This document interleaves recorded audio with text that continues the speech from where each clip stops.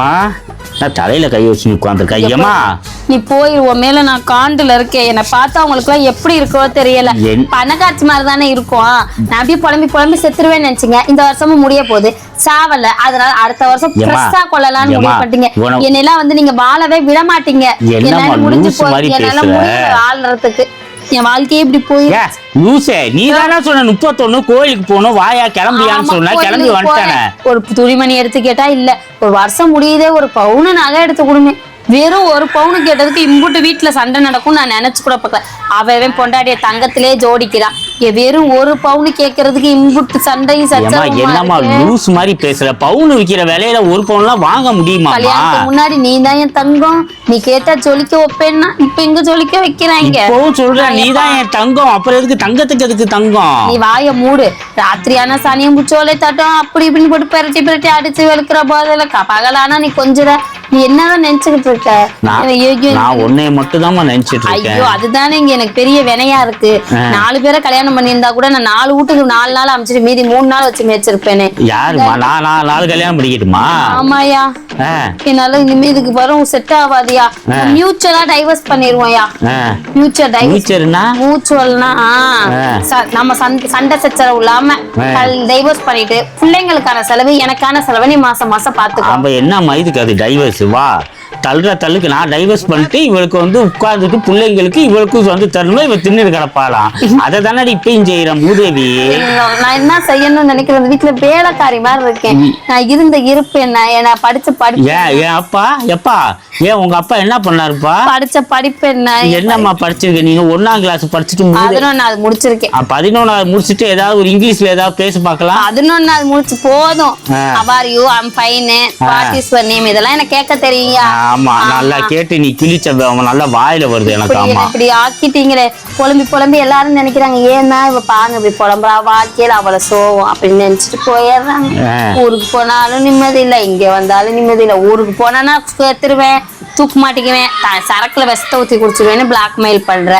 சரி இங்கேயே கிடக்கலான்னு பார்த்தா குடிக்க காசு தராடி குழவி கலப்பட கொண்டுருவேங்கிற.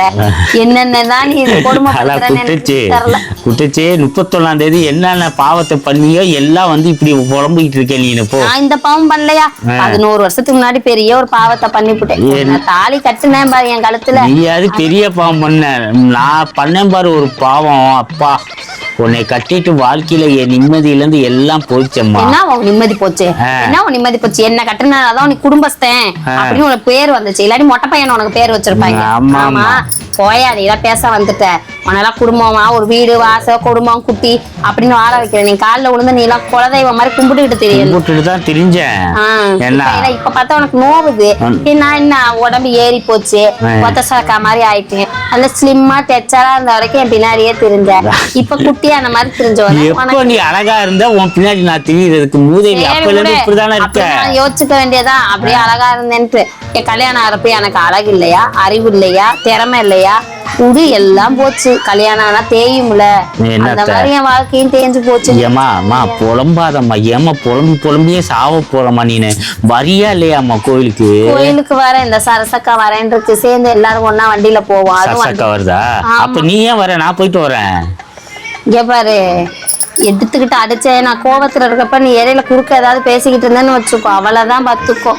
சரியா ஒரு மோதிரம் மாதிரி 2 பவுன் 2 கிராம்ல வாங்கி குடியா. என்னம்மா லூஸ் மாதிரி பேசுற? அதெல்லாம் போடக்கூடாதுமா தங்கம், போடவே கூடாதுமா. ஒரு புடவையாவது வாங்கிக்குது. ஏமா புடவை தான் அவ்வளவு புடவை வீர நிறைய வச்சிருக்கியம்மா. நியூ இயருக்கு புதுசு கட்டணுயா. புது புடவை கட்டினாதான் புது வருஷம் புதுசாதான் எல்லாம் போடணுமா. ஏமா நீ வேற அதெல்லாம் யாருமா சொன்னது? அந்த பழமொழி எல்லாம் வருஷம் நியூ இயர் வந்துட்டு தான் இருக்கு. ஒரே வருஷமா வருது. அதுதான் வருஷம் புடவை எடுக்கணும். ஏன் புடவை எடுத்து கொடுத்து எவ்வளவு புடவமா இருக்கு? ஒரு புடவைக்கு கூட எனக்கு விதி இல்லையா இந்த வீட்டுல? என்னமா லூஸ் மாதிரி பண்ற? இப்ப நான் புது ட்ரெஸ்ஸா போட்டு திரியிறேன். நீ அரை டவுசரோட திரிவ, அரக்கா கிறுக்கு மாதிரி. அந்த மாதிரி டவுசரை மட்டும் நீயும் திரி. டவுசர் போட்டு தெரியுற வயசாயா எனக்கு அதான் கழுத்துல நல்லா மினுமினு இருக்கு. 10 பவுனா 20 பவுனா?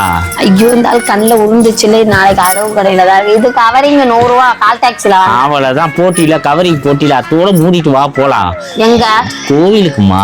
சரி வரேன் போ. வண்டி எடு. நடக்கலாம் முடியாது. வண்டி இறங்கிடுச்சு.